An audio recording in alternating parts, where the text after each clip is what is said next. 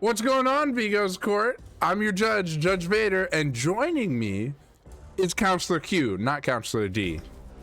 What it do? Yo, can you flip me on this screen here for me, buddy? Got you. You got me. I'm looking away from you. I want to be facing you. So here's the thing. I did flip you. Now this sounds like really kinky. How is everyone doing? We're starting off week 12, the final week, getting closer to the final verdict. It's gonna be a banger. I can't wait.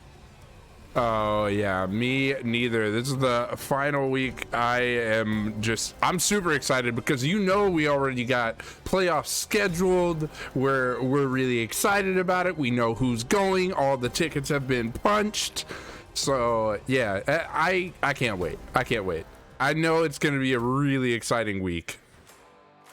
Yeah, and I mean, also keeping in mind too, it's kind of like for some of our teams, this kind of gets to be like that last, tryout, maybe even trying out a couple new strategies, maybe, trying something different as far as some perk arrangements even, or things like that before heading actually into playoffs itself. So kind of getting like the last little bit of tweaks and things in, right? For sure. Yeah, I think that right now these guys are going to be trying to polish up, but I think they're already ready. I mean, especially Demise here. Demise has seemed more polished in the late season than we had seen them at all, really. So I've been very impressed with how they've progressed, because I think early on we knew they were like a strong team, but like the names we were really naming for teams like early on were the Arctic Wolves, the Six, stuff like that, right? About halfway through the season, we're like, don't forget about these guys. Right. And now they're the last unbeaten. Yeah, I mean, so it was a couple of weeks in, and we had obviously known because they were with the first couple of names that you had kind of mentioned, right? Because they were the head of their conference, just like the other ones. And then we kind of saw as they started taking on some of the tops of not only just the unbeatens, but even just some of the tops within the, within the across the board, within their division too. You kind of saw. It's one of those things where even though, we talk about across the board in comp DBD, like the gaps closed, but they still kind of show where they're just like that head above. So as long as they can kind of keep things rolling, I think they're definitely the favorites moving into the playoffs. But, we've also seen from some of our other competitors that they're not to be slept on either. For sure. I mean, we know that like the biggest test I feel like we saw for this team was against Arctic Wolves, but they got the 20-point lead in the beginning and never really looked back, right? So I think it's going to be interesting to see if they end up matching up against Arctic Wolves again, which would be in the semifinals. Who ends up getting to that championship? I really don't know who to put my money on, because that Arctic Wolves, having that be their only loss, they want some revenge. Yeah, there's definitely going to be some of that. And also, of course, too, when we get to the playoffs with killer pools being reset and, things like that, the stakes get raised. We're probably going to be seeing more of I mean, we had kind of seen when the bigger hitters had kind of crossed paths, it was usually more seeing the S tiers and things. But when we're down to that like winner go home scenario, we're going to see when people really, what they really bring out. Oh, for sure. Yeah, it should be interesting. But let's talk about today's match real quick. You know where we're going, right? Yeah. Oh, yeah. So where we're going is the Rancid Abattoir. Coldwind Farm. Wait a minute. Is that right? Are we going Rancid Abattoir? I thought Coldwind had issues. Maybe not? No, we are going there? They fixed them? They actually fixed it with today. Yeah, actually. Today? Man, I didn't get the memo, but that's where we're going. No, yesterday's patch, right? Tuesday's patch? Yeah, it would have been Tuesday. That's awesome. Yeah. So it's great that they can fix things with that like quick patch system that they talked about doing. What was that? 2 updates ago? They're like hot fixes would be able to be applied and fix things. Right. So that's super dope. I did hear that, demo is able to be used again. Pretty much everybody except Nurse and Billy, right? Right. Correct. Yeah, Billy and Nurse are the only two at this point that can't be used. But yeah, all the other ones have seemed to be fixed, which is nice to see. Um, Hopefully they get the Nurse figured out, because I know a lot of people, myself included, were looking very much forward to seeing what the fixed Nurse would look like in comp. So with her being completely shelved, actually, definitely kind of a big feels bad mem. Well, at the same time, I mean, you took it from blink bug where like you blink and can't do anything, right? To Right. now you can blink and swing 3 times. Like that's Right. behavior said we fixed it, and no, actually you went in the opposite direction. Behavior, Survivor please. sided game, by the way.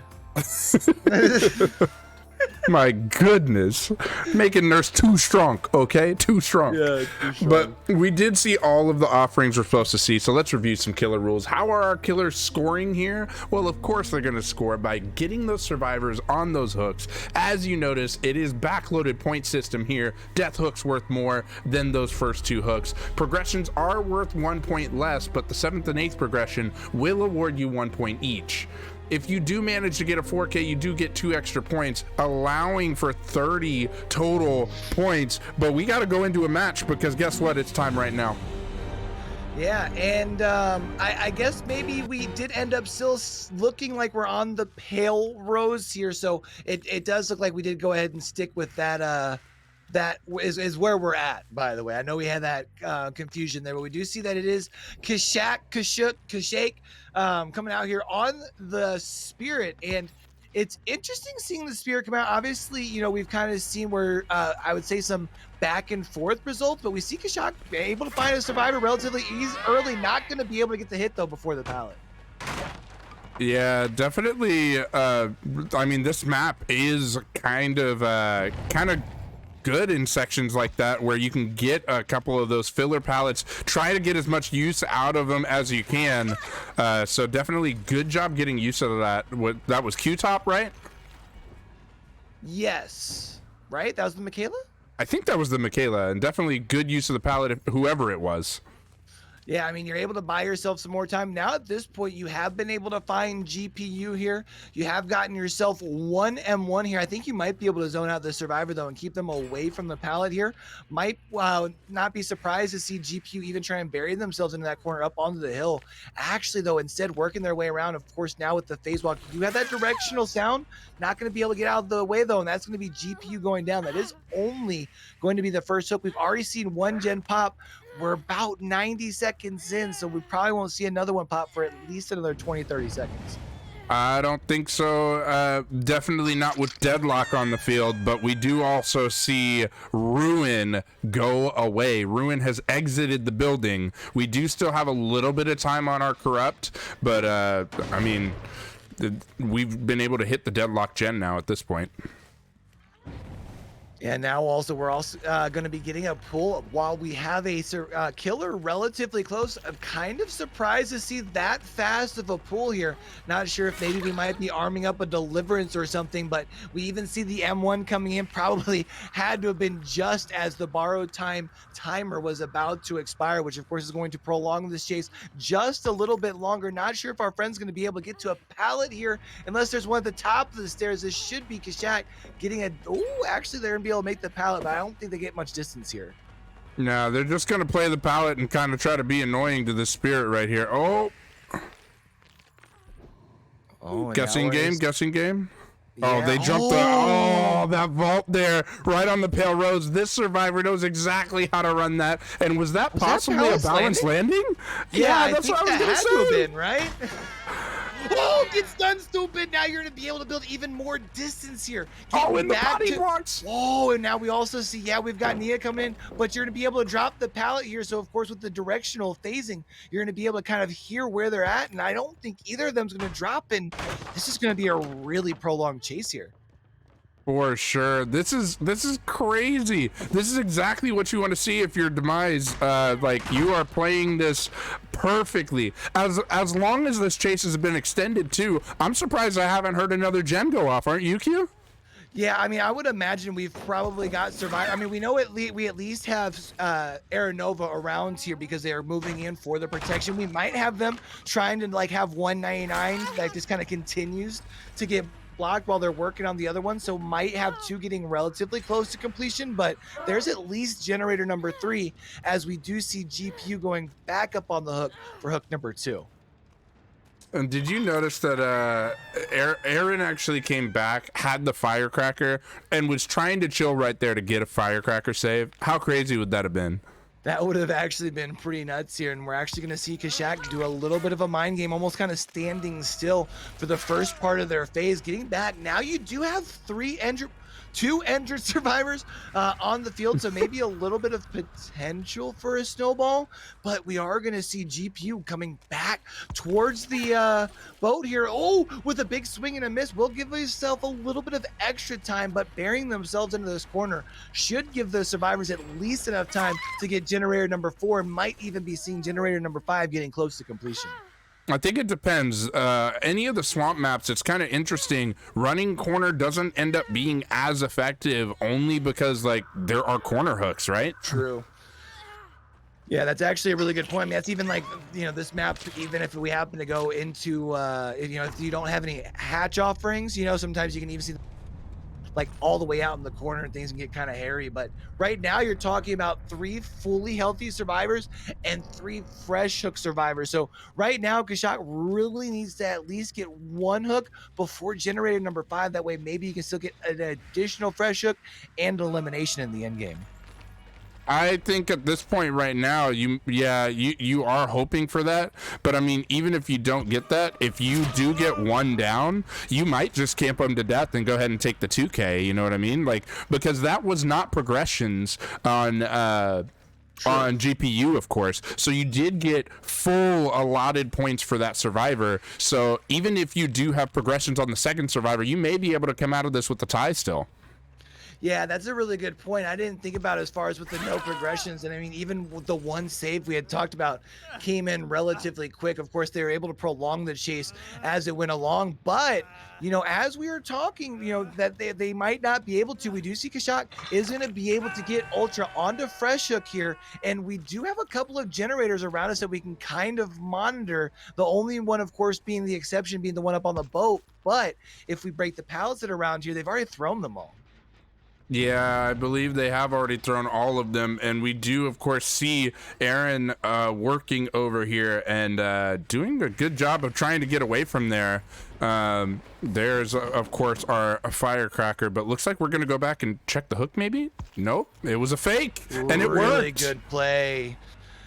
That was so brilliant because, of course, with the directional phasing, Aaron Nova was going to anticipate exactly what we thought, right? Going back and going towards the hook, and instead almost caught him out of position. But with that vault being there, going to be able to keep a little bit of distance here. Now Kashak kind of stuck in a little bit of a tricky situation. You have 2 survivors back across here. You can hear this generator. Yeah, we had 2 survivors actually paired up on this generator. That thing's got 4 pistons starting to go on it. We're getting really close to getting these exit doors needing to be primed. Yeah, but this one's right next to basement. If you pressure this one and you do manage to catch somebody, that is signing their death certificate, my friend. So I think for sure you are trying to pressure them off of this one, I feel like, because if you can manage to get it down, I mean, that's best case scenario, right?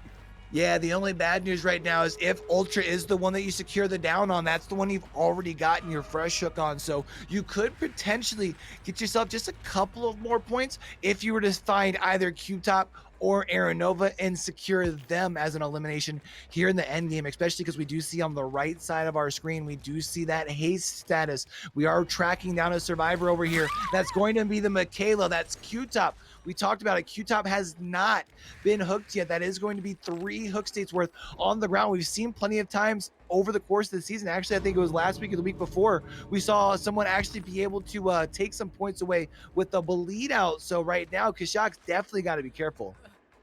Yeah, but I think Kashak is being smart here, gonna get the hook and probably not gonna leave this location. Just go ahead and confirm. Yeah, Yeah. especially because you don't have any like really motive except like maybe if you might have an idea and you were already cleansing the totem, right? But kind of like we had talked about in this map where sometimes you get those hook spawns up on the edge and in the corners of the map.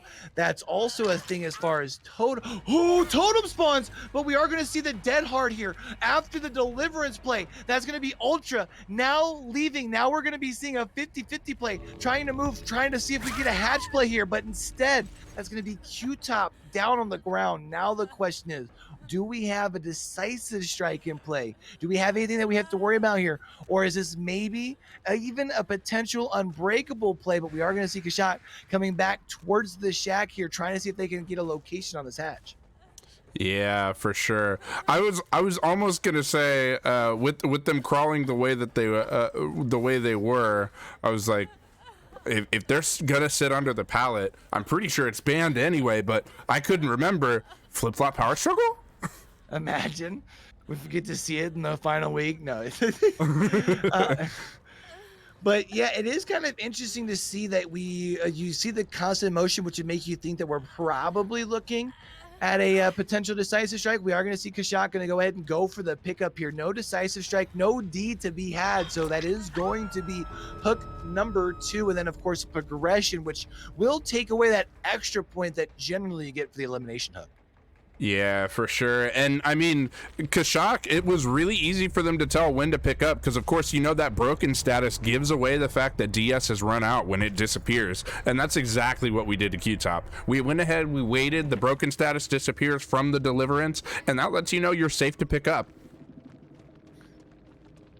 Now it is unfortunate when we look as far as at the perks with the person that was tunneled out early. It was not, if you would have had anybody, you would have maybe possibly hoped it was Q-Top that we can get some use of the camaraderie. Oh, I'm sorry, kinship, right? Don't sue me, Netflix. I'm sorry. But unfortunately, it ended up being on your deliverance player, which I mean could have gotten you some value had when you got the first unhook, you'd been able to pull that aggro there. Yeah, but I mean, I think that's a shout out to Kashak because you didn't commit to like the aggro on whoever did the unhooking. You went right after the same person, trying to make sure you got the tunnel out early.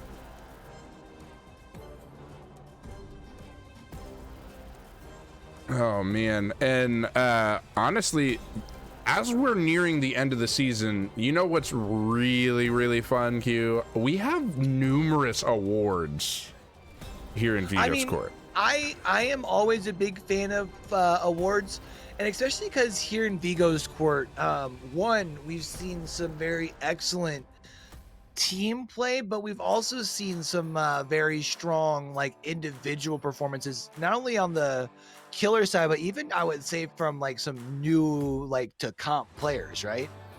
Yeah, for sure. I mean, and it's funny you mentioned that because one of our awards is actually for Rookie of the Year. Another one is for Survivor Squad of the Year. We have a Killer of the Year.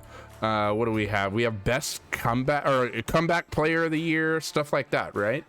Right. And I would say that matchup we just saw between Demise and Kashak, both of them are nominated for awards. Comeback Player of the Year is nominated for Kashak nominated for that. Yeah. And then I mean, Demise is nominated for the best Survivor Squad plays of the season, or most amazing Survivor Squad plays of the season. So for sure, this is that was a really good matchup of two Titans, right? Yeah, I mean, Kashak was, I feel like, a name that we had seen obviously early on this season, but what we ended up seeing towards the end of the season, I mean, I feel like some of our most exciting matchups. I mean, I remember one of the games that really stands out. I think it was a Huntress on, I want to say it was Temple of Purgation. Kashak had a really, I think it was like a 11 or 12, it was like a 10 or 11 hook, 4K. I mean, we've seen some pretty impressive matches. And then even now, we're loading into this next trial. We see Ultra, and Ultra is also up as far as for our nominations for Best Killer of the season as well. For sure. And one thing I do want to note is that we do see Deadheads actually having a 1-point lead here after that killer trial. So definitely a very good job by Kashak as well. But also, did you know Ultra's up for MVP of the whole season? Like he nominated for MVP. Yeah, I had actually forgotten that. And I am glad you bring that up because Ultra has had some very good performing. I had mentioned obviously being up for like killer of the year of the season, right? But we've also seen Ultra have some very impressive performances on the Survivor side as well. So definitely worthy of the MVP nomination. So I'm going to be interested to see as we kind of get some of our votes tallied up and kind of see what some of these, because we've got a lot of talented names nominated for quite a few of these awards. So I'm really excited to kind of showcase it. Yeah, me too. Honestly, these players are just insanely cracked. If I know there are some times that we've seen like chat even has been like, oh man, that play right there, what was going on there? But yeah. you don't know the type of stress that you're going under when you're playing against some of these players. It's definitely crazy, and definitely like we said, Ultra being nominated for Killer of the Year.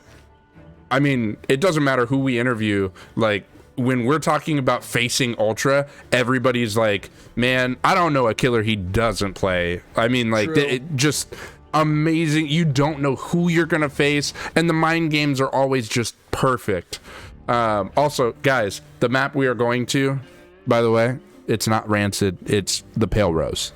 The Pale Rose. I do like one thing I like about Pale Rose. Of course, it is week 12, and as you had mentioned, we've already got our playoffs lined up, and that's the way it is sometimes when it comes to the end of the season, right? But I like this map because it's not typical for comp, and it doesn't. I feel like when you see some maps that aren't typical for comp, they still give you a lot of things that you're used to symmetrically when you talk about maps that both of the Swamp Realm maps don't really do, right? Mm-hmm. Yeah, I think the Pale Rose, honestly, it's a map that killers, I think, just struggle on a lot of times, but at the same time, if you get a really, really good totem and can actually pressure the map, like this is what I expect to see from Ultra. I expect a ruin is going to be brought, right? Because totems on this map are awful, completely sometimes horrible. You can get tucked like in a weird like outskirt of the map, but not a corner. It's like around a log. It's like, and good luck finding it. Good luck finding it. Not by a gen or anything, My least favorite's when it's next to a fire barrel too. So you hear the crackling and you're looking near the fire barrel and like, like, oh, that's all it is. Oh, it's just a fire barrel. I'm gonna leave. Yeah, the worst. So, or the other one that's very common is in the like corners. You see, they have like the very elongated like log where it has the vault spawn. Like sometimes they're back there, but then sometimes you waste like 20 seconds for nothing. Like not even a dull totem. You're just like, it's behind two rocks in the back corner. Yeah. I've seen it before where like, yeah, there are two rocks in the back corner, like where sometimes those long logs, like you're saying, that do spawn, it doesn't spawn in that corner, but instead there are like two of the bigger rocks that you could just hide behind, and that's where the totem is, between those two rocks, and you're just like, why is this here? Like, right. I could not see this from anywhere unless I came back here to hide. Right. So for sure, I expect Ultra is going to have a totem, hopefully gets an amazing totem spawn, and we're going to see Ultra try to pressure the map with that amazing map awareness that we know Ultra to have. I'll be interested to see if, it's last week, Blight's still available for them. Spirit's still also available. So we already saw one Spirit mirror match. Yeah, I'm here for it. Let's review how these survivor score points though real quick. So definitely Deadheads looking to extend their lead. And how will they extend their lead? Definitely by, you know, working on those gens, trying to finish all 5 gens, that 5th gen being worth the most amount of points at 3 points. But for sure, what you're trying to really do is get these escapes, as the escape points total up to 17 of the 26 available points. That's a lot. That's well over half. So for sure, you're going to want to get the escapes. If you escape with 2 or more hook states remaining, you do get a bonus point that helps you get to that 17 available points for escaping. And like I said, 26 points available. If you want to know more about these rules, definitely type !rules in the chat, but we got a game. Yeah, and let's take another trip on back into the fog. And we are... Wait a minute. Billy's banned. Ultra, why'd you do this? Yeah, I was gonna ask that, but is this the situation where, like, the issue with Billy is because he can't break pallets, right? So is that just like a risk you take? Well, I don't know. I'm waiting for my ref to chime in because I don't really know, because the other Billy bug. The other Billy bug we've seen though is Billy not getting collision on certain walls and can actually like hug tech like Blight. I mean, so I don't know. I don't know what we do here. I'm waiting for my ref. But until then, we'll go ahead and call this match as normal until we hear more. So definitely this Felix Kashaki is going to be our first down, bloodlusting him. Oh no, Leon, why are you here? This is a problem. I'm about to say, are we about to get 2 downs here in the first 70 seconds? We do see, though, our one survivor was, of course, down in a pallet space, which makes me wonder if maybe we have another survivor around here. But we do see that we've got them moving over towards the hook here, and that's going to at least be the first hook, the first, like, 85 seconds of the trial. Yeah, for sure. That's definitely, that's very, very good for our Billy. But hey, guess what? I've got news. We're resetting. I mean, I feel like that's fair, especially because, you know, with the way our you know, the league is kind of played out. You are supposed to be ready for anything, but if you also are kind of know what to not be ready for this late in the season, that's kind of the whole point of only having 2 picks of each killer, right? And if you have a killer that's banned, like, you're not really prepping for that. So yeah, for sure. The bad news for this is that it's a 10-point penalty for bringing a banned killer. Ooh, that's a good point. That's, yeah, so Demise is really starting in a hole. As a result of that 10-point penalty, I mean, really what we're looking at is 4 points for Demise and 15 points for Deadheads, and that is very, very significant. Now, I will note that all of these teams knew the banned killers a couple weeks in advance, as they were banned last week as well. So for sure, the teams did know about this. They knew they were banned, and we should see Ultra. We should see Ultra DC here in a minute. I'm waiting to see it. Until then, we're just watching and kind of appreciating the mind games that, of course, you see from Ultra. Right. Yeah. I mean, we are going to see getting the down here onto Harley, even getting saved across the way is Cookie there. Oh, yeah, I was gonna say, there it is. Now we are going to see the DC. And of course, now with that does mean that the survivors can change up their perks, but how does that work as far as the killer perk? So obviously you can't bring in that killer, but are they stuck with that build? No, everything can be reset, so we're good there. The survivors can all bring different builds. The killer can bring different builds. Like it doesn't matter. But Demise would have to take a they would have to take a penalty for sure. So we're waiting to hear from our refs on what the updated score is. Let's see. Well, I'm guessing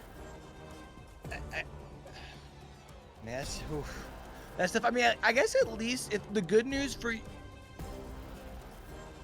the good news, the good news for you if you're Demise here is, I mean, you did limit the amount of points that Deadheads got on the killer side in the first trial.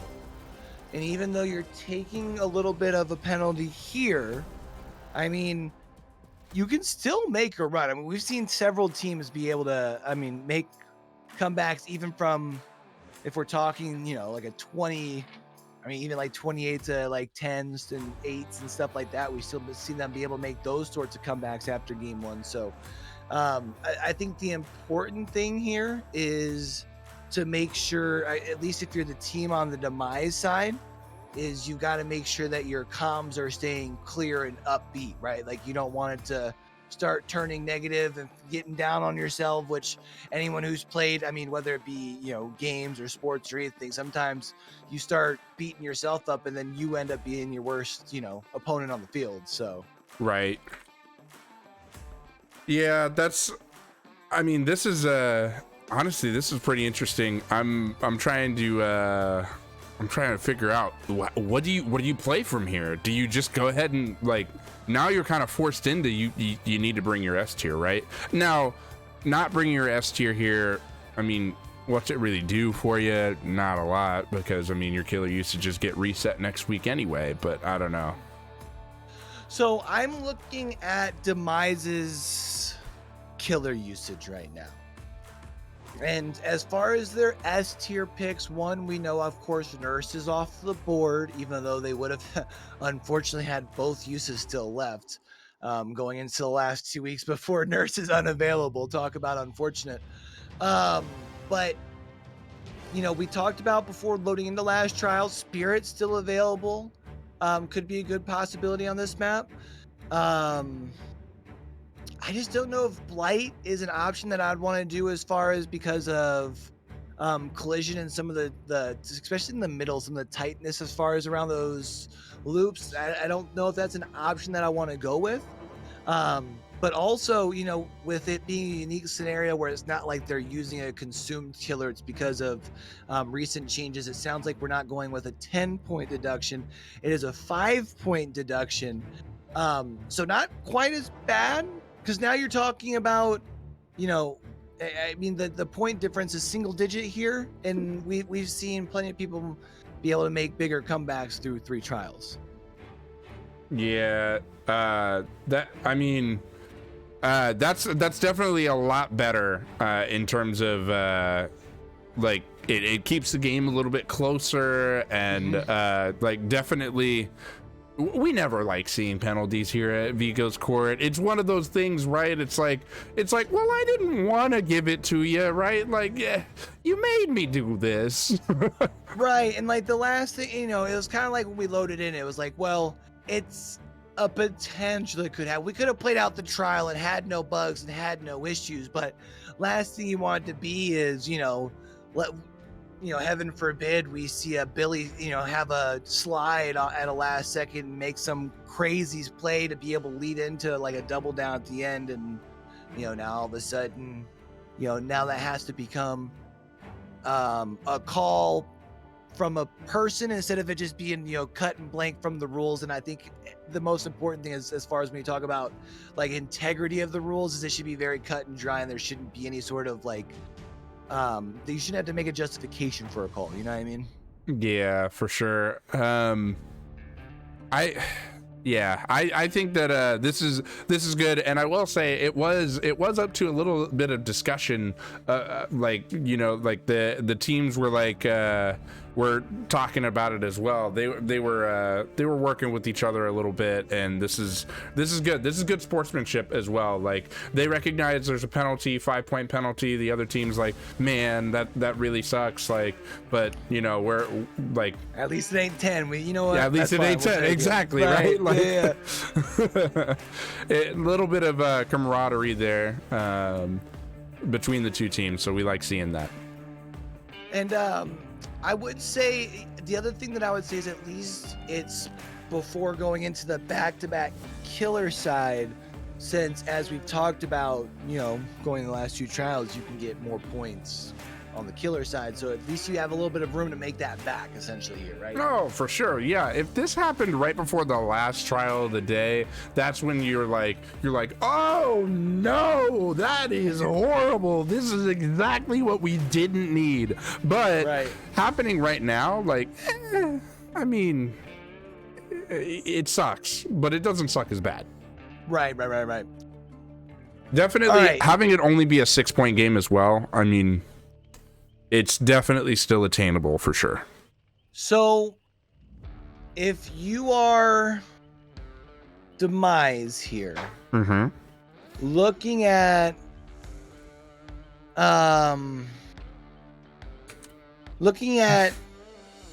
the score, the killer usage, who would you anticipate us seeing come out as far as killer?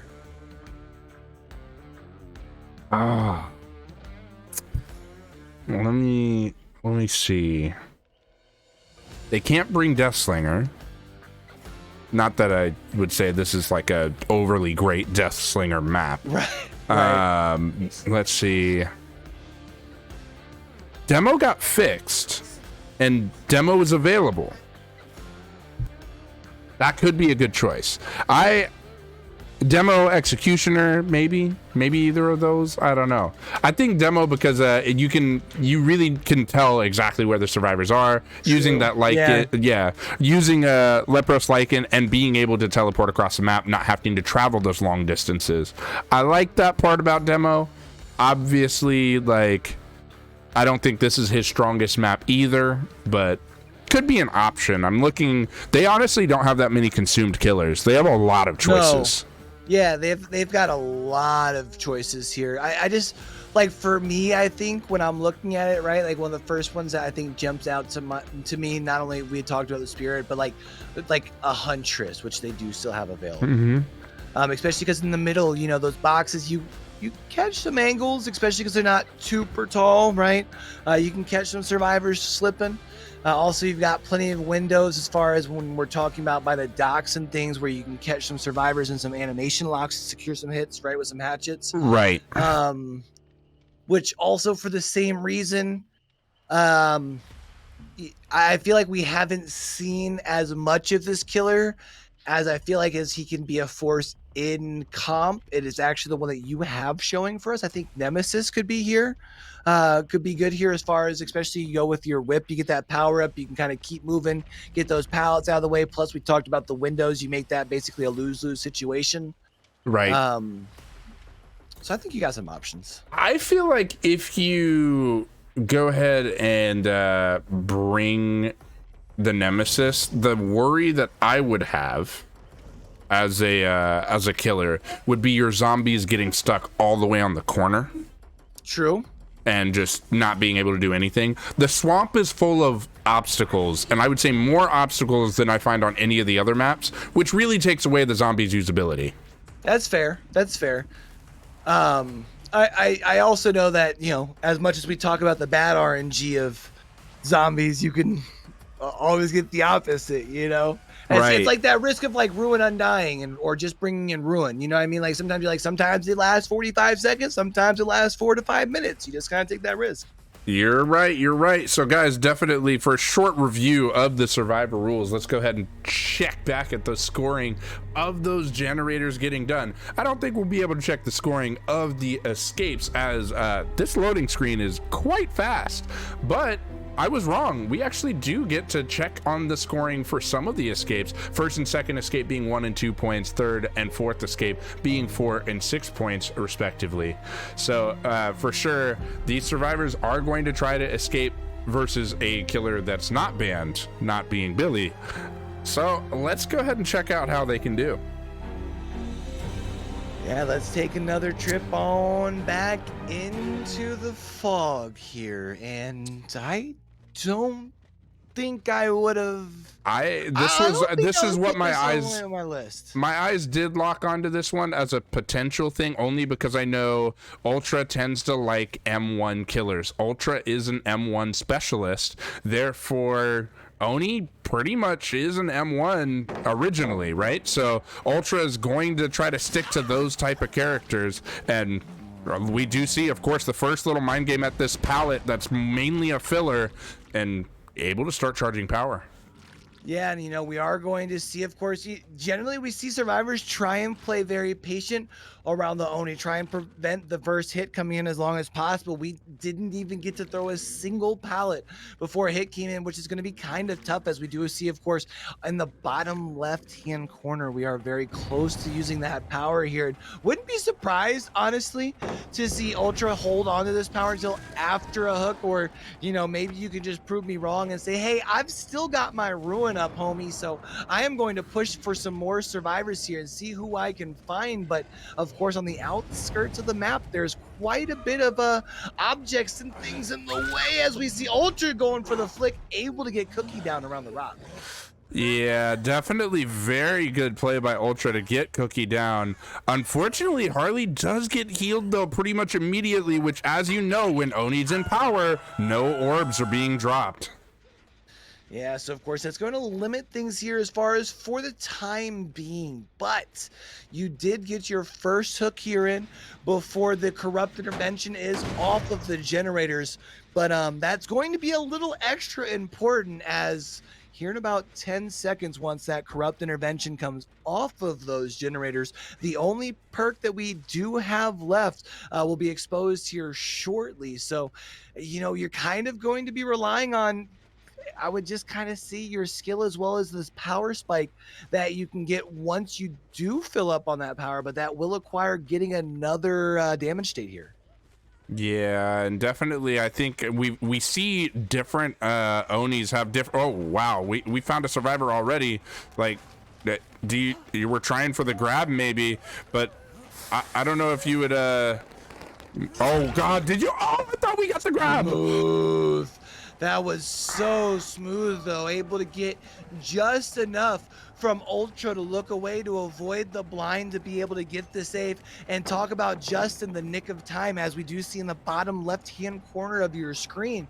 You'll notice that we still only have one hook stage, so there was not a progression. However, that does mean that this will result in a full 2 points instead of the 1 point being lost from a progression, as we see plenty of blood orbs around, and also Ultra does have that power armed and ready to go. For sure. Also, something that I don't know if you've noticed, but something I've noticed for sure, it seems like Oni's getting a little bit more blood orbs for survivors taking actions while they are injured.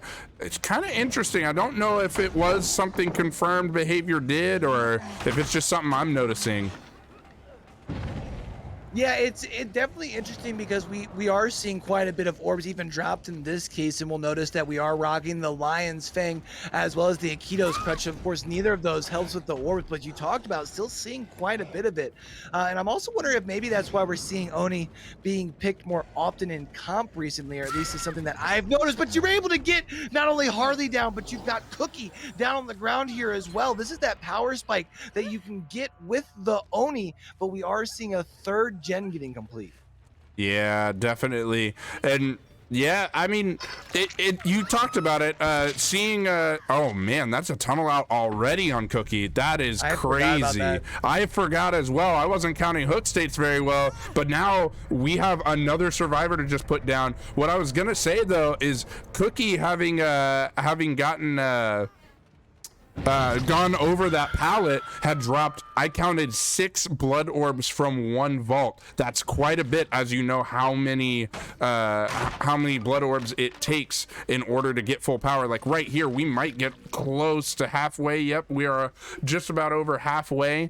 So for sure, that's huge. You're talking about like somebody staying on a generator and just leaving pools like this one, where the Oni can almost get their power completely back. Yeah, and now at this point, the unfortunate thing with it being a 3v1, anybody who's played DBD knows, the strategy changes, and we, our survivors have been able to see at this point that there is a deadlock here in play. So that does mean as the 4th generator gets complete, it will cover up the gen that has the most progression for at least a little bit of time. So right now, Leon is going to have a very tall task here right now. If you manage to be able to chase out this power, you'd really be in a good position. But that's going to be a rather quick down here on to Mr. Beautiful, and I'm not sure if we've got Oh another survivor no! here. Oh no! Just walk him down. Oh! There it is. You take the stun, but it's okay because you get the down. Cash goes down. Harley heals up, which does mean that she's no longer dropping blood orbs. Mr. Beautiful's up too? Wait a minute. Wait a minute. Yeah, that's interesting. It's interesting because you talked about how Harley had just gotten healed, which makes me wonder if potentially Ultra now no longer has to worry about Unbreakable? Yeah. That's what I was gonna say. I was like, oh, wait a minute. I almost feel like maybe what you would want to do there is maybe get 99 and then get saved, you know? But I see, Mr. Beautiful. Yeah, but also worth noting that Harley is kind of close to where Mr. Beautiful went down at, right? And honestly, might not be a bad play as we do see that Harley also has the med kit in hand. So if maybe you were holding on for resilience and you figured, hey, let me cover it up and get to, somebody picked up with the heal and maybe get Ultra to think that there is no more Unbreakable and maybe leave a very costly slug later in the game. Possibly. That would make sense, but I don't know. Giga brain, bro. It might have also been a lie because we heard a loud noise notification as well. Either way, excellent play by them to go ahead and recover a little bit because it was looking kind of grim there. However, worth noting that Mr. Beautiful has not gotten resets, which makes me think that them and Cashier are split up. So maybe Mr. Beautiful is getting close to completion on the gen, as we do see Cashier working around, as we have Ultra not going to be able to land this flick, but still does have quite a bit of time left on that power, of course, and an additional 10 seconds thanks to that Lion Fang there. And now that's going to be a down here on the Cash, relatively close to the hook. Now you can't help but wonder, where is Mr. Beautiful? Well, we had seen where they were originally as well, and we're seeing blood orbs, which, as we know, Mr. Beautiful is injured, and the blood orbs are going in this direction. I wonder what's gonna happen here, but it could turn south in a hurry. Yeah, this is tough. I mean, of course, you talked about as Mr. Beautiful is injured. Of course, if Ultra can kind of start sucking up these blood orbs here and kind of get to the point where you can at least use them a little bit for some tracking, possibly even. We do see there is quite a bit over here by this generator right here, and you've got the blood orbs leaving, and you've also got a pool of blood here as well. The one thing to keep in mind is that this map is very large. There's a lot of places to tuck away, and if they do happen to leave cash on the ground, that's quite a bit of points on the ground after the 5-point penalty. For sure, but at the same time, I mean, you can see Demise already has the lead. Now that you have this other survivor downed, you are sitting pretty a little bit, because even if 2 bleed outs happen, you took the lead and you were down by 6 points originally. Yeah, that's a very good point here. Now, the only thing is, can you locate down the slugs? Of course, Cash does still have a little bit of bleed time left on the ground here. And of course, Cash is going to be able to try and use their ears here as they're walking around, as the survivors do give off those groans of pain while they're on the ground. But, Ultra also has to kind of overhear the very loud stomps that is the Oni. And, maybe even seeing these survivors trying to use the sound of some of these generators that have some progress on them as well. Oh, that would be a very, very smart decision. Looks like we might be trying to go back for Mr. Beautiful, and we do find Mr. Beautiful, of course. So we'll go ahead and hook him, maybe even in basement. That's where it looks like we're headed. That is where we're headed. Which is an interesting decision. Do you think part of that there is just so in case they're still on some Unbreakable or something, or you think part of that also is just because of hook economy and you don't have to worry about that hook being sacrificed? Or possible deliverance. I don't think we've seen deliverance yet, have we? True. You put him in basement, it takes him a little bit. Oh my god, no way! We found our survivor. Yeah. That was impressive, actually. How did we get all the way over here? Cash, do you have... There's deliverance. What did I tell you? What did I tell you? Now the survivor has to run up the stairs right here. Wiggles out?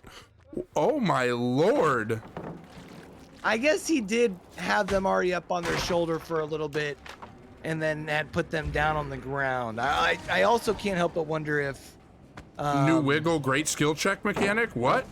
Yeah, I mean, of course, that does help a little bit, right? Now, we are going to see she going around, not going to be able to get the down here while in the Demon Dash. And, of course, with the Akito's Crutch there, you do have the little bit of additional movement speed while you're in that Demon Dash as well to be able to close the distance. And with the flick, able to get the down here on the Cash. Yeah, but I mean, you still have Mr. Beautiful off somewhere. I don't know if I would be... Man, I think I would just hook right there. Yeah, I think I'm in the same boat as you, especially because you've kind of been able to check, at least the last time you've kind of monitored your gens, nothing was past 50. You can probably assume that nothing's past that at this point. And you've already let Cash get so much progress on their bleed timer. The last time that they were on the ground, the last thing that you want to do is lose track of them while they're on the ground. And then imagine a hatch play on top of that. Oh my goodness. I mean, a hatch play would only be 1 point, but still, man, that's... You just don't want to let it happen. You don't want any chances. And Cash is crawling right to where he needs to, where he's far away from any of the hooks that are available, as the hook over here by Small Boat is consumed. This is a really smart play by Cash, trying to make sure he wiggles out every time, right? Yeah, you definitely got it. You know, also, of course, it's just a little bit of extra pressure here as well. But that is going to be hook state number 2, which does mean that Cash is in a very interesting position here, because you could, of course, miss 2 skill checks. You don't have to worry about, of course, the 3 points for your death state, because it is a progression. So it is only 2 points at that point. You're taking a point away from the kill. And then, of course, it opens up the chance for a hatch play here, which would be taking away 2 stages plus giving them the additional point here as well, which looks like that's what our survivors are doing. Yeah, that's man, this is gonna be tough. Where does the hatch open? Because unluckily it could open right next to where the killer is, like this, just like this. That, you know, speak and I shall receive, apparently, caster's curse, whatever you want to call it, but we're closing hatch right here. Now the question is, where are the doors? Do we maybe have a wake-up play even available here? Of course, even after the most recent buff, you got even a little bit more speed on that wake-up there.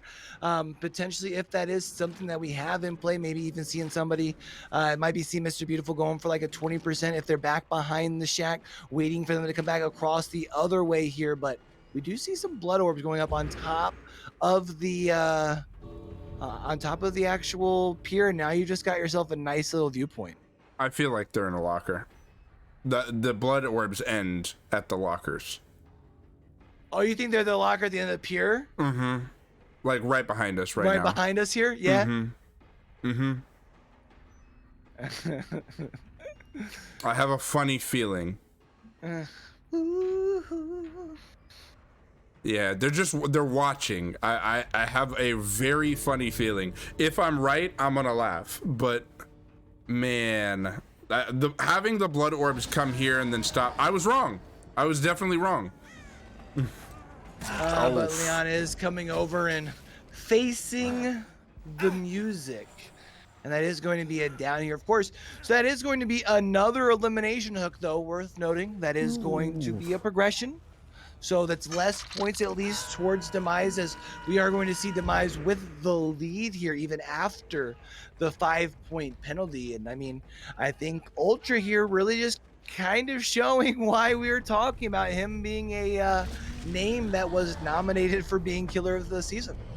Oh, for sure. And can we note how many blood orbs you saw as Leon was running? How many were just dropping off of him? That is insanity. Like, honestly, like, look. again, increases blood fury duration, increases movement speed. None of those affect how many blood orbs are being dropped. That's crazy. Yeah, that's pretty. I mean, yeah. I mean, I don't.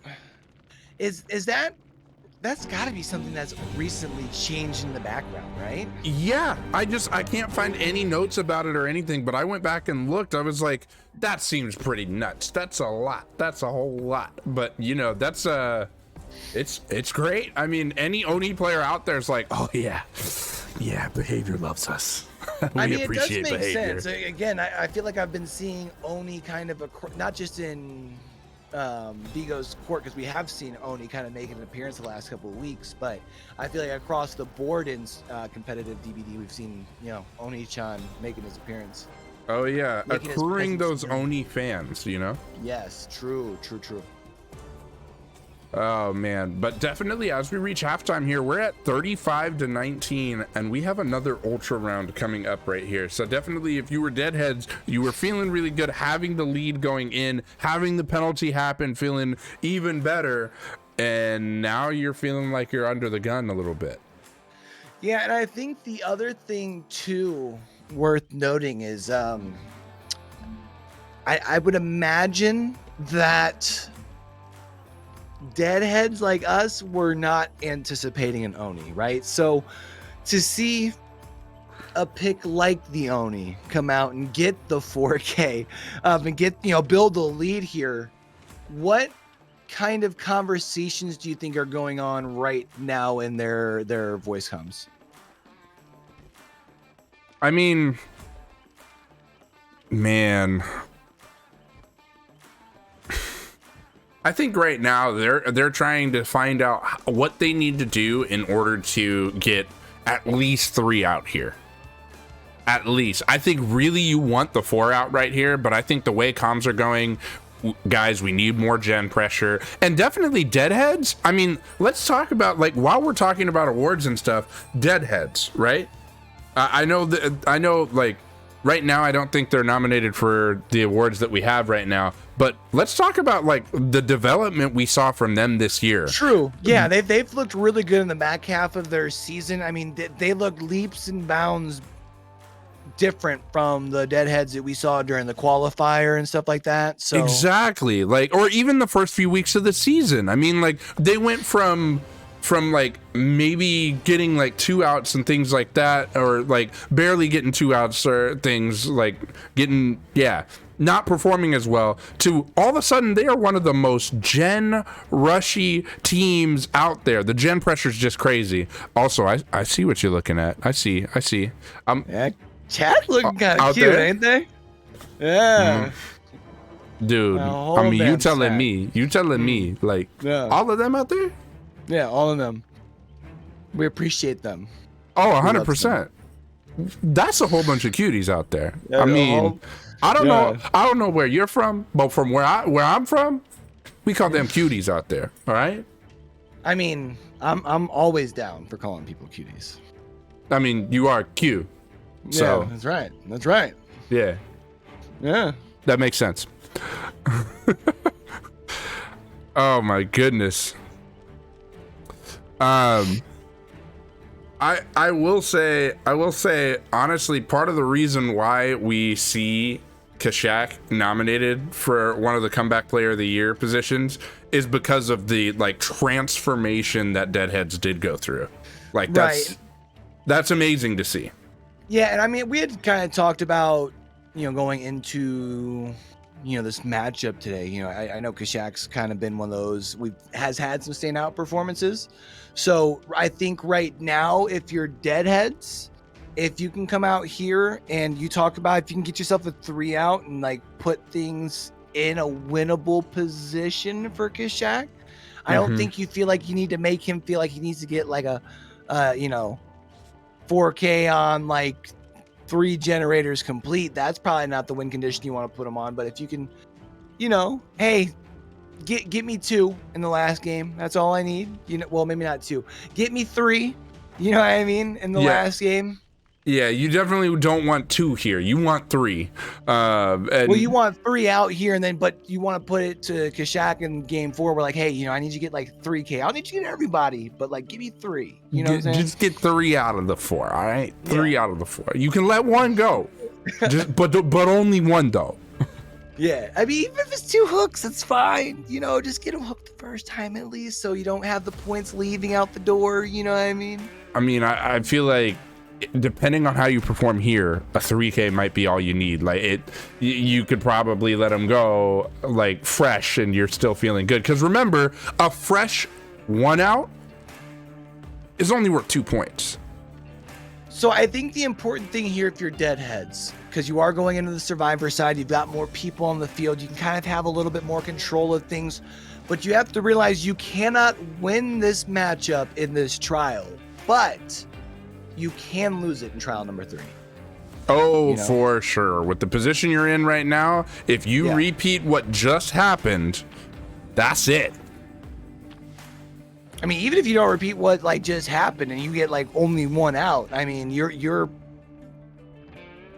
behind the 8 ball. Oh, 100% behind the 8 ball indeed. But let's go ahead and let's check out some builds and ban rules. So for sure, within Vigos, we got a few rules here for balancing, right? Like yellow items and add-ons for survivors can't come in here with a commodious toolbox. Definitely you can have 1 of each perk, except for BT. You can have 2 of those.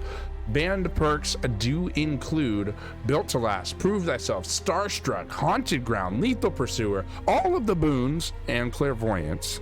So for sure you won't see any of those perks. We also did have to get rid of Boil Over, and I believe we got rid of Dead Man's Switch as well for now. But if you want to check out more about those rules, definitely go to !rules in the chat. But we got a game.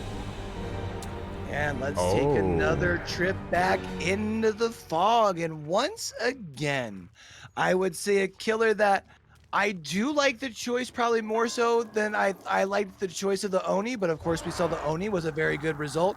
But we do have the Wraith out, and the Wraith is going to get body burned here as we do come across Kashak here. And the important thing to note with the body burn, one, you build a little bit of distance, but now you know that the survivors now know the location of your ruin. However, Ultra already going to establish a down, and is going to use the add-on combination to go ahead and go back into the cloak. That way you can get the faster break time and just getting uncloaked once again.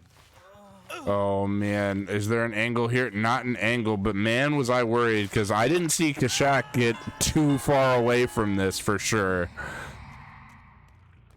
And now the question though is, with this hook being so close, things get kind of interesting. Oh, we do see 1 survivor here as we do go for the uncloak. The question is, do we have a second survivor? Because otherwise, we're playing a very patient game. However, Wait, what? I don't know how that happened, man. I don't know. I have no idea. Behavior just playing with our emotions, man. We get a grab, but the survivor still hops off. Excuse me. I'm so confused. You and me both, buddy. You and me both. All of us are confused. Is that bamboozle? That is going to be a bamboozle here in play. We do see Cash playing with our emotional damage here. We got some time just taken going back and forth over the vault, which of course leaves more time for our survivors here just to hold M1 across the way and hit some skill checks. No, don't do it to him. No, Cash. Oh, you already know it's coming to him. Wow. Did he miss? Did he miss? Did he miss? I mean, he didn't hit him with it. Oh, no, not like this. Oh, no. This could be more emotional damage. Oh, no. Because you've only gotten 1 gen out of it. Now you're on second hook here. Yeah. And Deli's off the table. And if Deli didn't have DS, I mean, shoot. Oh no, this is so much pressure for this Wraith. This is crazy. You have to imagine it's not borrowed time if Meg's coming in, right? I mean, the only person we've seen get a save right now is Cash, so we don't know where the other BT is. Tell me he didn't hop in the locker again. No, dude. Tell me that didn't Ultra, happen. please check it just so I know. For Ultra, me. please. Ultra, please. Oh, he's got smoked with the head on. No, he gets the distance with it. Let's go. I love it. I love it. Honestly, that's better. That's even better. I wonder if that was the plan the first time and Ultra just too fast. Maybe. Yeah, because honestly, the first time probably would have been just before you would have had enough time. There's going to be generator number 2 getting done, by the way, while we're still trying to keep our composure. But and that is going to be a flashlight there. Cash, though, does have a pallet here to keep in mind. Oh, and now we're just... Oh, it wasn't body blocked enough. We were in his character model. I don't understand behavior. I just watched, bro. Behavior, explain. Oh my god. This is insane, dude. Like some of the stuff that's occurring in here, you're just like, that's emotional damage. 100%. Unfortunate for Cash. Like this entire game for Cash. No, man. Because now you're down to a 3v1. You're at 5 hooks already, and you've only got 2 gens to throw to show for it. And you know that each generator that you get complete will cover the farthest progressed gen for the next couple of seconds because of the deadlock. Oh, there's our DS. There it is. There it is. With the D. So it wasn't a missed DS, but it was the first time with the locker, probably like we talked about.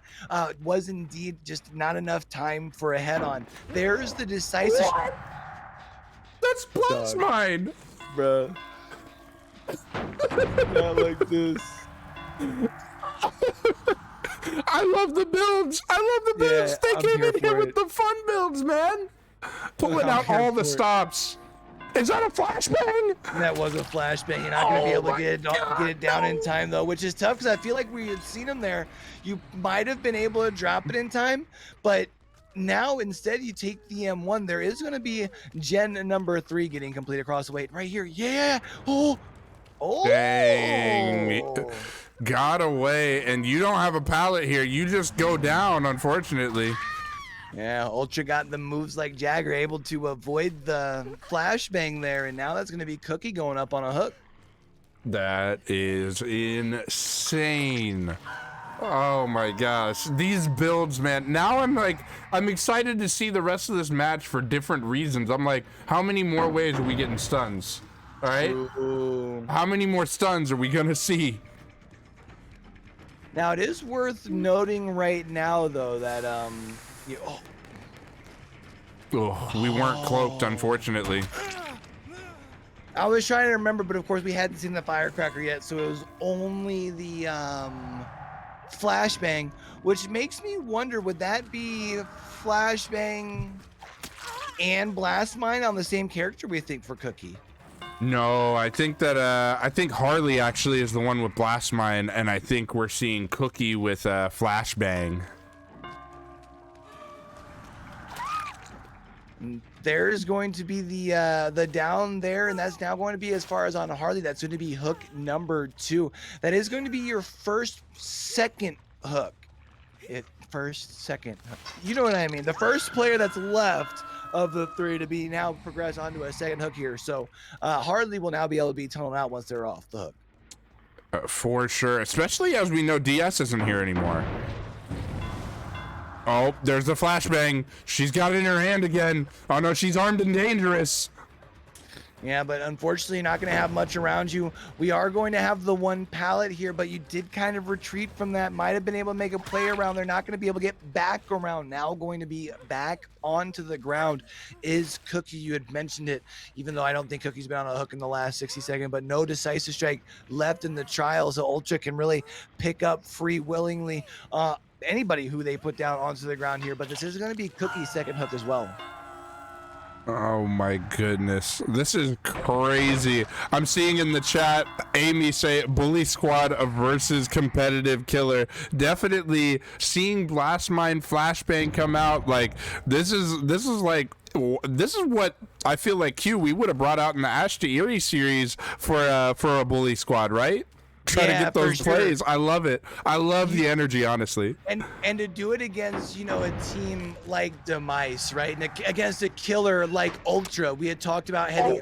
Nice play there. Not going to be able to avoid anything else. Do we have somebody close with a flashlight? Nope, no one's going to be able to get the flashlight. Say that would have been so epic, though. Just imagine. I mean, yeah, honestly, imagine. But now, yeah, that's going to be hook number 3 here for Cookie. And, it is worth noting because we had talked about how Deadheads was kind of in an interesting position where they couldn't lose the situation. They couldn't win the matchup here in trial number 3, but they could lose the matchup here in trial number 3. That does kind of look like the way that things are turning, but it is, I gotta say, a very nice breath of fresh air to see them still kind of going with still some of the memes. We've seen the flashbangs, the blast mines. I think it kind of shows it's like a nice little wind down for the Deadhead season, especially as we had talked about. We've seen them have a really good bounce back in the second half of the season. Yeah, for sure. As well as it's been interesting to see them, like, even in this match here, they've still knocked out several of the gens, even with kind of like what we called more meme perks, Yeah, I mean, you've got a couple of gens that are getting really close to completion here, right? I mean, again, we're talking about doing this with Mimi builds against a killer that is, quite possibly one of the best, if not the best killer in the league. So it's definitely even still a good building point for the Deadheads to be able to take away moving away from this season. Yeah, for sure. And oh man, we are seeing Harley get chased. Have we seen her exhaustion yet? Well, yeah, if she had Dead Heart, it didn't go off there. I hope you're not exhausted on the ground. Yeah, that would be my luck. I mean, especially the way I know my luck has been with Dead Heart lately, it would not surprise me if that's the case. But we did get back over here, Mr. Beautiful, going for the full commit, not quite going to be able to get this generator. So that is going to be a 4K as long as we can wrap up our slugs here at just 3 gens complete with the Wraith. That's actually really impressive. Some might say that it is ultra impressive. My goodness. Also, I do want to note that it looks like I do want to note it looks like Cook actually had both a blast mine and flashbang like you were suspecting. The boom boom build, it's so much fun. Yes, definitely going for as many blinds as possible, right? Yeah, I mean, honestly, it kind of worked out in your favor going against the Wraith because, you get the extra shots to be able to go for the body burn. Unfortunately, we didn't get to see any land because Ultra, showed a Ultra sense of awareness kind of around some of those tiles and everything, really being able to avoid the extra burns, but still being able to make some plays around it. Yeah, for sure. It also is important, or like kind of cool to note that the Meg, Harley, you were also correct in saying she didn't have BT. It was Cook that had BT. So look, you're 2 for 2, all right? We out here. I mean, like, hey, when you're right, you're right, and you're right. So yeah. But I mean, man, Demise coming out here, and I think showing why I think it's the one with the S. Demise. I said Demise. You said Demise. Demise. Well, whatever. We all know what I'm fucking talking about. Yeah, we as we can see here, why I think a lot of people would see like Demise though as kind of being the favorite moving into playoff time. Because even with some very hard fought games from Deadheads, I mean, Demise up by 40 points. That's impressive. Oh yeah, definitely. Very, very impressive right now, and this is very fun to see both of these teams for sure, and the teams are having fun with it too. I mean, you got to bring the boom boom build out. Love it, right? Yeah, and I do see a good question as far as in chat talking about like things banned specifically against like particular killers. And of course, one thing to keep in mind too, as far as with Vigo's Court, one of the things is like the element of surprise, right? You don't know who the killer is, so it kind of worked out that this time, you get the extra chances, As you talk about that, though, that's one of the most refreshing things I find about Vigos. A lot of the other leagues, you know exactly what killer it's going to be when you go into it, but I really like the element of surprise that you get from Vigos, Yeah, actually, I would be kind of curious, though, because I agree with you. However, I know sometimes people like, as far as being able to have, because obviously right now in Vigo's court, you can at least plan for the map. You know where you're playing at, right? But I understand where people would like the idea, or have an understanding of who they should be planning for heading into the week. Because I'm sure when your deadhead's going against, say, a Demise with an S. We saw that Demise had a very diverse killer pool throughout the season, so you don't know who to expect. So that would be nice. So I would kind of be curious for our chat to let us know if you had a preference to either know the killer ahead of time or not, what their thoughts would be. Yeah, for sure. I would also be interested. I feel like that's a good poll to have. Maybe our mods can create a poll here after the prediction is up. But I personally am in favor of like the surprise, right? Because as you talked about, very diverse killer pool from Demise. But if we're looking at the killer selection, that's not true for every team. So I feel like that's more of a strength to Demise for doing that. True. And that just makes them a stronger team, right? But for the other teams out there that they're like, here's our killer roster and we've consumed all these killers, we can't bring this against you. Right.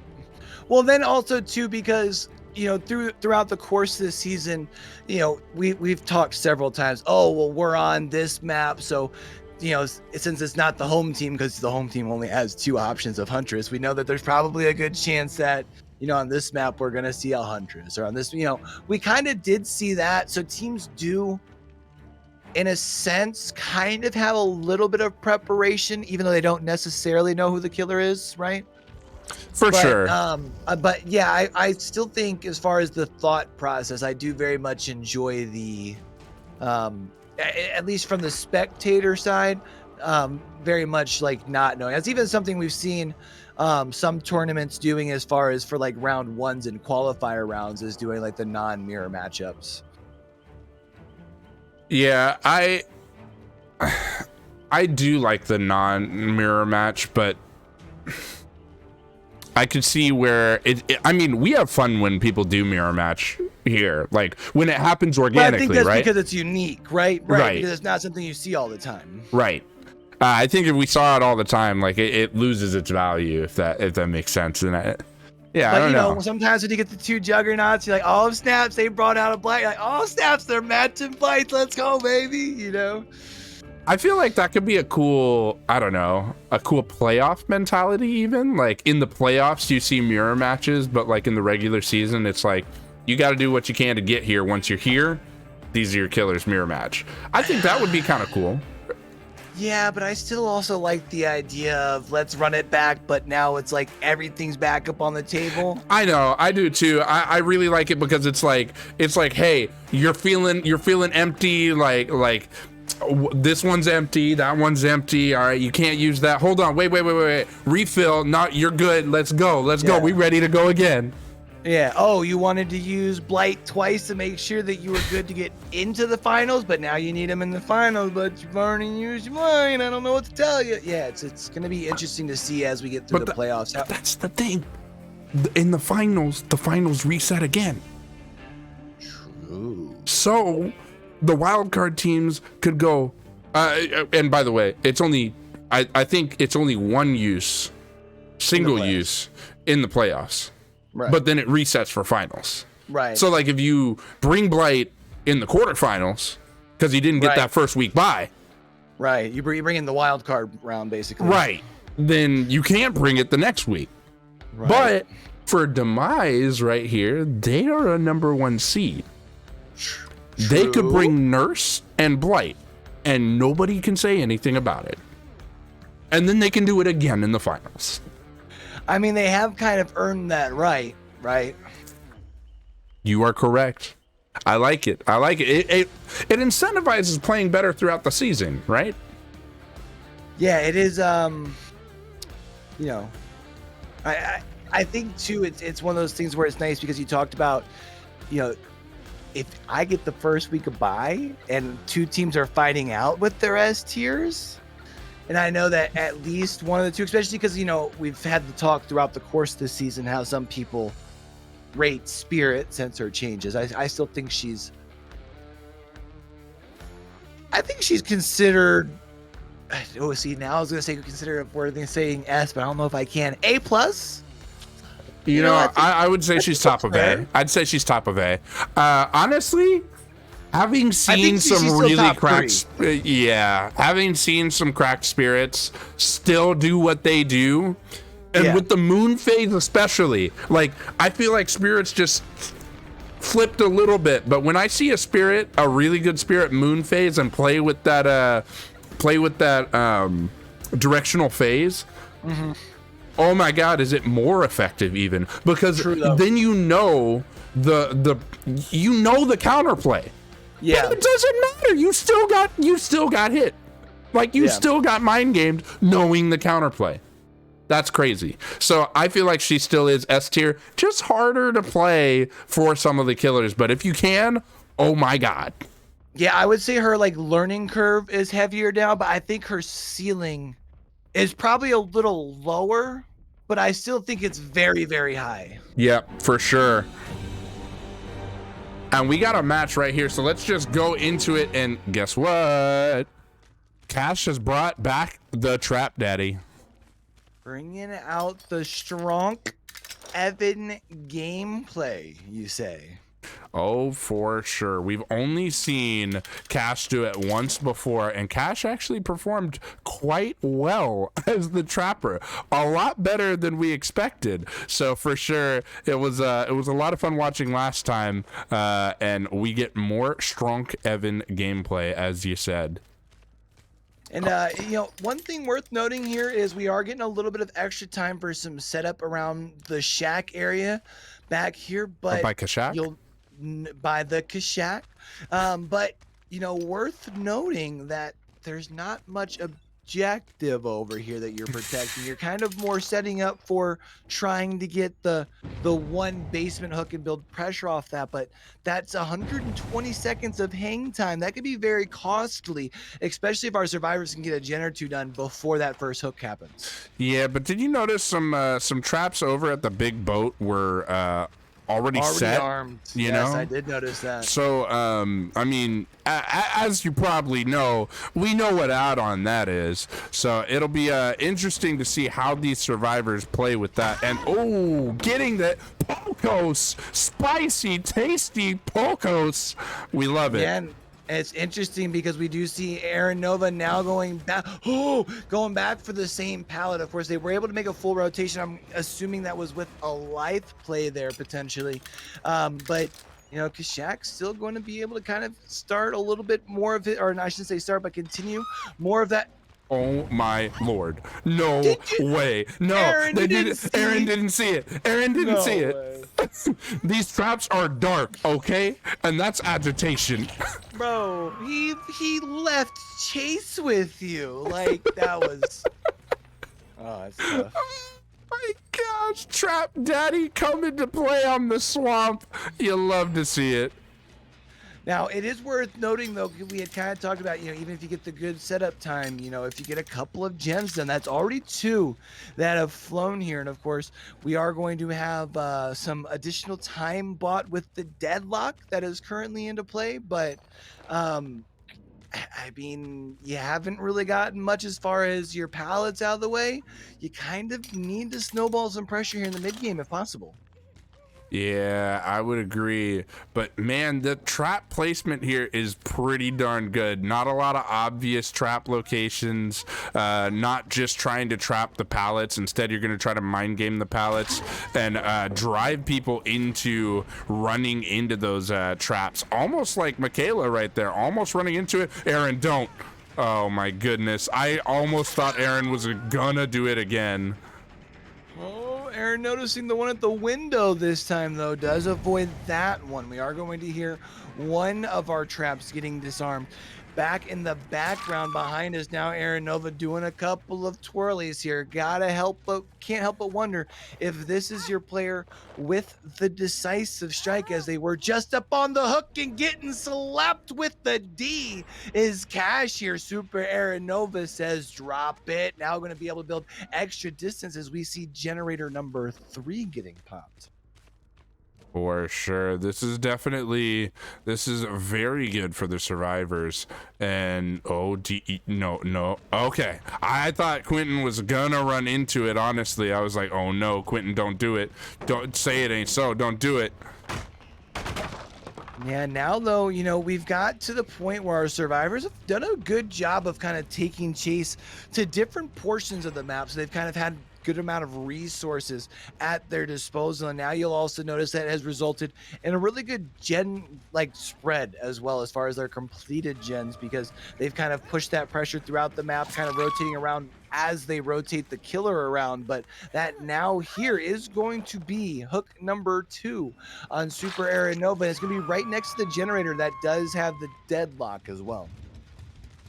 Yeah, and that definitely is important, as that one sounds like it's knocking quite heavy. And there it is. They finish it, and they're getting out. Oh, somebody done stepped on a trap.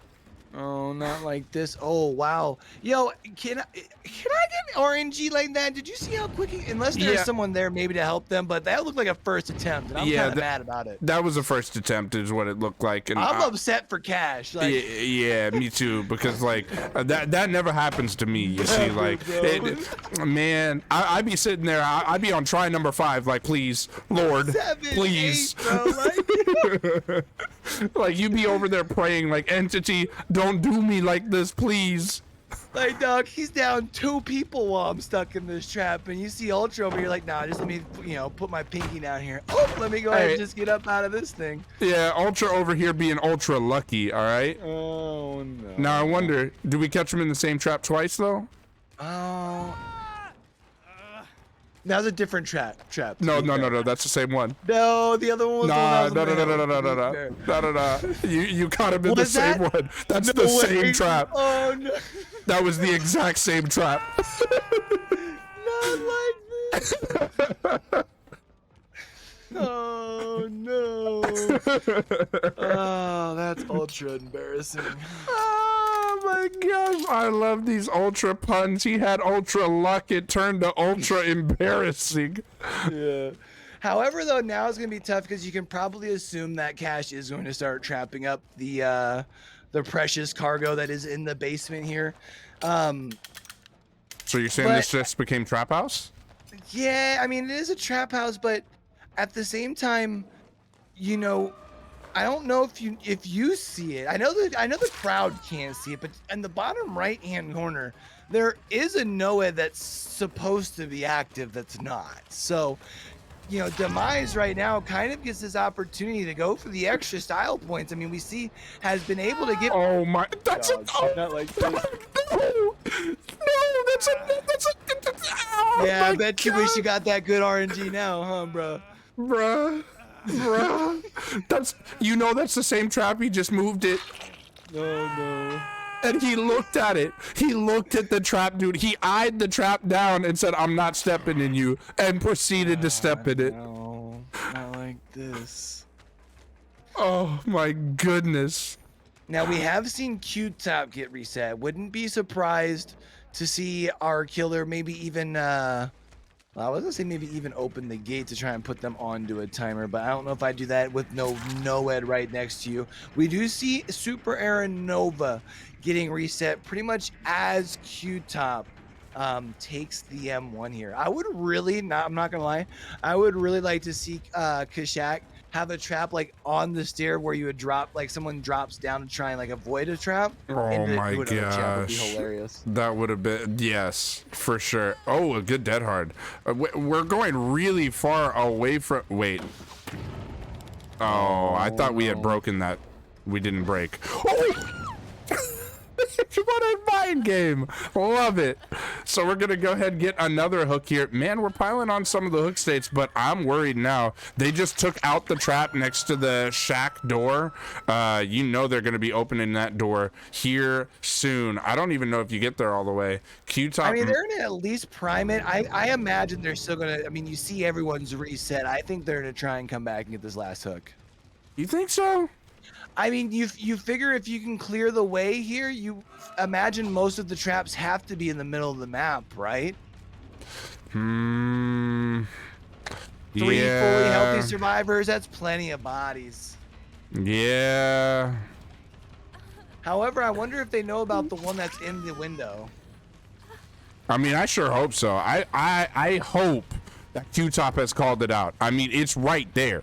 It's right there. We do now see 2 engine states. We are going to get the fresh save in. We're going to see Kashak try and go ahead of our players here. However, Quentin making the trip around. That's going to be a vault. No lithe or anything here.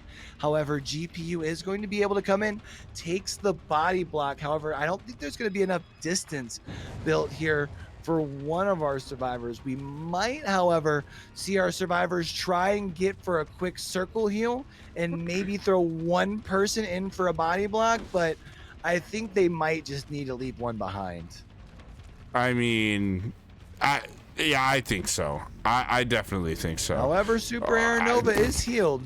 Man, GPU's healed. If Ultra steps in another trap, dude, Ultra's healing right here.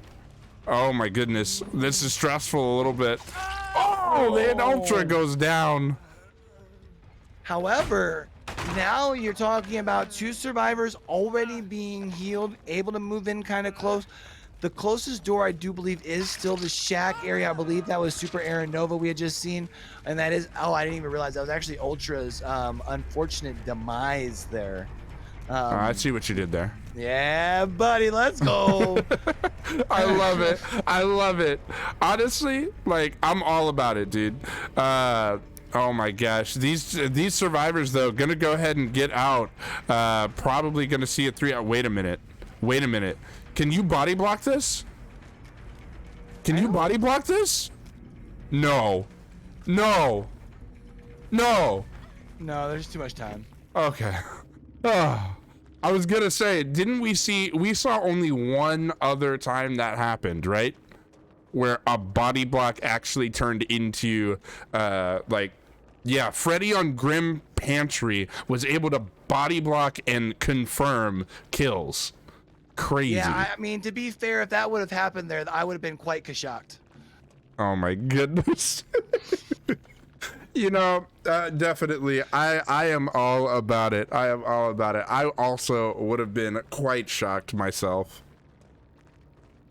But, here we're going to see, I mean, I feel like on both sides of the matchmaking, I mean, not only the 2 killer games from Ultra, but I mean, on the Survivor side as well. I mean, Demise just, doing what Demise does best. I mean, I think really kind of showing that they're revved up and ready to go, and they've got their eyes towards the final judgment, you know? Final verdict, sorry.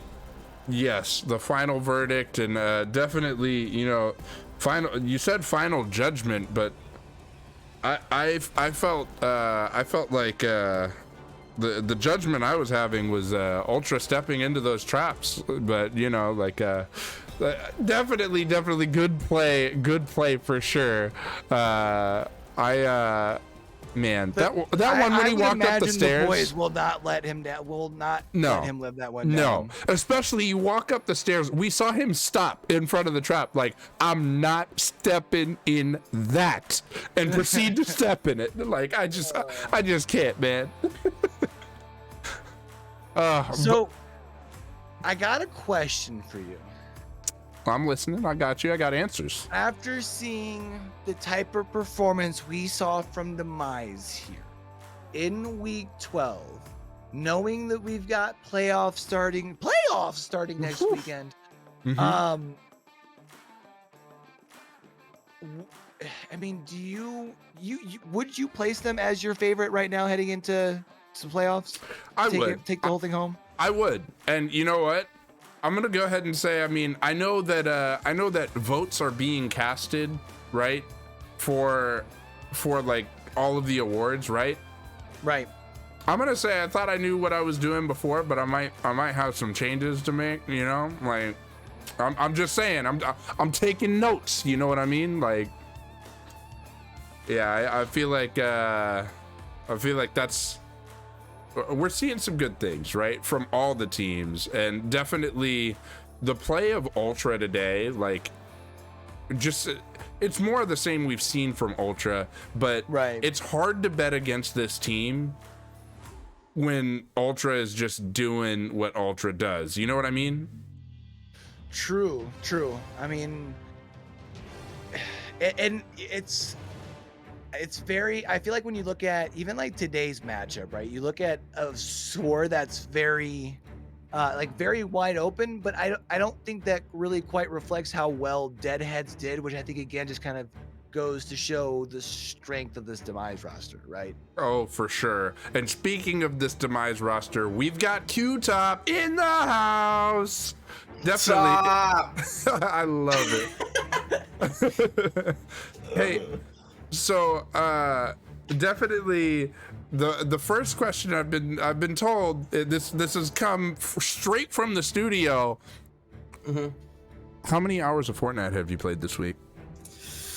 This week I'm a little bit low, to be honest. I gotta hit up the duos with Wispy again, but yeah, this week's a little bit low. But I was grinding for it for a good bit there. Like we were playing probably every day. Man, because the island turned or whatever, right? Nah, the Spider-Man gloves are insane, dude. Like you just zoom around the map and land on people's heads. Yeah. Oh, that sounds cool. That sounds cool. Yeah, I have not played Fortnite in a long time. I used to play competitive Fortnite, so it's nice to go back and play here and there. Nice. Well, definitely my real first question that I was gonna ask you. Mm-hmm. Are you guys gonna let Ultra live down the traps? To be honest, it was really funny. He was just like, "Okay, what the fuck?" Yeah. We love Ultra, man. He's By just the way, man. y'all know that the one trap he stepped in was back to back the same trap, right? Was it? It was no. Hold on. It was back to back because he moved the trap. Inside. True. Yes, it was back to back. On the unhook, I know that was David's fault, GPU's fault, because he just said nothing and let Ultra sprint burst right into the trap. GPU, don't let him lie to you. He was looking down at it. Yeah, but hey, Q-Top, the crazy thing was that he actually stopped in front of the trap. Like he sprint bursted up the stairs, stopped in front of the trap and looked at it. You literally saw Quentin make eye contact with the trap like, that one, I'm not stepping in that shit right there, and then proceed to step in it. Look, just make sure that if anyone's clowning him, it's not the one person who can't get away with too much dogging on him though is Super Air Nova though, because literally he literally got chase broken from him so he could put the trap in the window just so he could run right into that trap. Oh my god, dude. Yeah, no, it was nuts. Like, of course, Cash just leaves Chase. Aaron's just sitting back there. I would think Aaron's looking at him with his camera, right? But yeah, you're right. Like, definitely, Cash sets the trap, comes back to Aaron, like, what you gonna do now? I'm gonna go step in your trap, of course. I figured it out. So me and GPU are both east and they're both west. It's something in the west water, you know? Oh, man. So they're attracted to traps, man. That's all I can think of. I mean, I know my ankles always seem to get a snap whenever I'm going against a trap. But I think it's just I hate Trapper. I'm actually like terrified of Trappers because I'm used to just kind of like going and then like I'll just be like, oh, there's a trap. I'm surprised I didn't step in one. I mean, yeah, if you go back and watch the VOD, I mean, I'm kind of surprised too, because the trap placement was spot on by Kashak there. It was honestly, it was great because all of them were like in tall grass. Like the one that Ultra stepped in twice was at the corner of the shack right where the tall grass is. Ultra stepped in it, got out of it on the first try, ran around the shack, enough time for it to reset, and then walked into the same trap. To be fair, it was at the corner of Shack. I literally went to Shack to check for traps, and I didn't find any. So he must have said it like later. But I literally went there. I was like, I guarantee someone's gonna step in one, so I'm just gonna untrap it now. See, was that before or after Ultra had gotten hooked in basement? It was way before. It was probably like mid game at some point. Interesting. Because I feel like that was one of the first traps he set, Q. Because he went to the Shack first. It was like one of the first traps. An earlier one, yeah. Yeah. One of the first ones. I didn't see it. Maybe I did see it. You never know. Maybe I wanted it. Maybe I changed my mind. Well, to be fair, it was like it was more on like the back corner. It wasn't on the Shack corner. It was on the. No, I went around the whole Shack. I went around every bit of it. Interesting. You just missed it. You missed it. So Ultra can blame you for that trap. Yeah. I love it. Oh man. So, what do you think? What do you think of Ultra being nominated for MVP first of all, and then Killer of the Year as well? But then not only that, I'm not going to stop there. I'm going to go ahead and tack on to this question, make it a trilogy question here. What do you think of you guys being nominated for Survivor Squad of the season? Definitely on the Ultra standpoint, I think my man definitely deserves it. He's been playing comp forever, dude. Like ever since I joined comp, I've known Ultra. He grinds his butt off. He's a really good killer. He's been getting into Survivor as of a couple months ago as well. Yeah, he definitely deserves it. We can always, no matter what we put him in there on, we can rely on him to get us a good result every time, and that in turn makes us have a lot of leeway on Survivor. So it's always really nice having somebody like Ultra on the team. So I definitely vouch for both of the Ultra awards. And the Survivor team, we just crank, baby. I don't know what else to say. We just crank. I love it. If we win it, great. If we don't, it happens. But give my boy Ultra some love. He deserves it for sure. But Aaron doesn't deserve anything. So don't give Aaron anything. I got a question though. Mhm. Are playoffs? Yes, sir. Playoffs? Are you guys y'all ready though? Playoffs. Y'all like? Of course. Always I ready. mean, I don't want to be, one of the guys, but y'all been on a roll for a while. Sometimes it's nice to get like the lost monkey off the back before heading into the playoffs. And Yeah. do you feel like, I don't want to be that guy. Do you feel like maybe the confidence is a little, is in the right spot? Do you feel like maybe there might be riding a little high? What's your thoughts there? I think we have done a good job of all season, just kind of, minus the time where I wasn't on the team, but that's fine. I don't know how they were then, but I think we've done a good job of just kind of staying the same all the way through. Like we know what we're going in here to do every week, and we just execute it usually pretty spot on. So we're not too worried about it. Obviously, what you said, maybe we went undefeated, we go out there, take an L because we're not expecting it, or we're a little bit more relaxed. But I think we all know what to do, and we'll all reset for playoff time, and it'll just be like normal game for us. I got another question, and definitely I don't think I'm gonna. I don't know that I'll get the answer to the question right now. But Super Aaron Nova says that he didn't hear the trap getting set because he was blasting music. Do you know what Aaron may have been listening to? I don't really know exactly. I know I send him a lot of music, and he yoinked about like 3/4 of my playlist. So it could have been some boppers, or it could have been his shitty music. Who knows? But some shade thrown. Some shade thrown. I was listening to some Hold the Line. I was jamming out too. We were all jamming. It was a vibe. We were all just vibing in the last game, just hanging out. Nice. So listening to some 80s music? Of course. I got a playlist for old rock. I got a playlist for current rap, all that stuff. You gotta whatever the mood is, Listen, I'm still having a hard time accepting the fact that like 80s is considered oldies now. Like, yeah. I'm sorry, Q. I grew up to. It's all right. I grew up to my dad just singing it all how in the are car. 90s like classic hits now? You know what I mean? Yeah, no, that hurts me actually. That 90s are classic hits, because I'm like, but like I'm a '90s kid. Yeah, Are you saying I'm a classic kid? Am I classified classic? in that? I'm classified in that '90s. It's all right. You said you're 99, classified. Yeah. You said 99? Oh my gosh. 99. You're like as young as my brother. Oh my goodness. Yep. I mean, technically, right? I mean, it's only gotta be like 20 years old to be an oldie. So I mean, even like Millennium Jams are technically. Oh my gosh! Don't tell me this. Yeah. All right.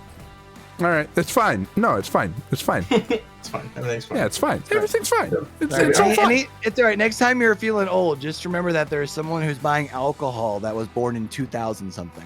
Oh yeah, I don't have to be reminded about that. My brother turned 21 last year, and I was like, "You're so much younger than me." I remember, like, I changed your diapers.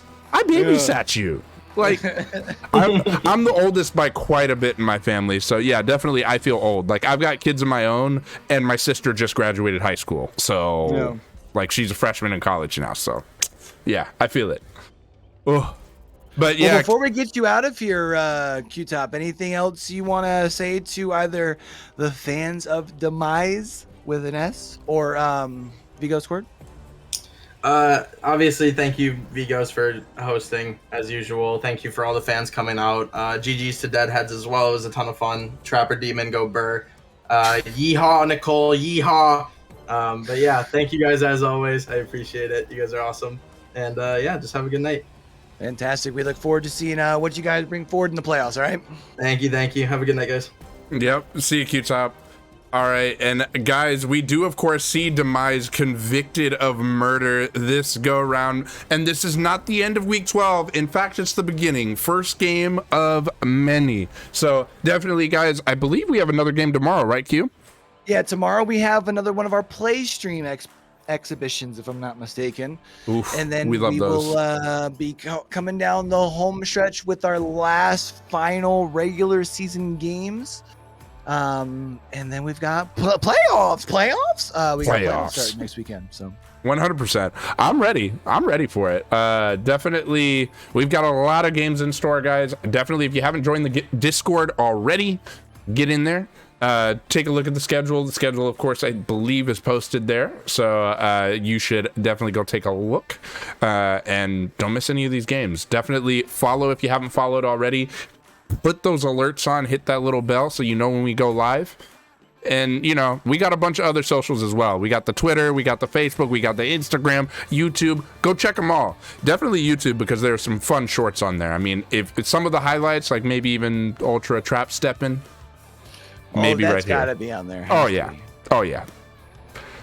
Ultra definitely was trap stepping. He got the moves, all right? That's all I can say. Ultra moves. But definitely, we will be adjourning the court for tonight. So definitely thank you for coming out. Court's adjourned. Peace.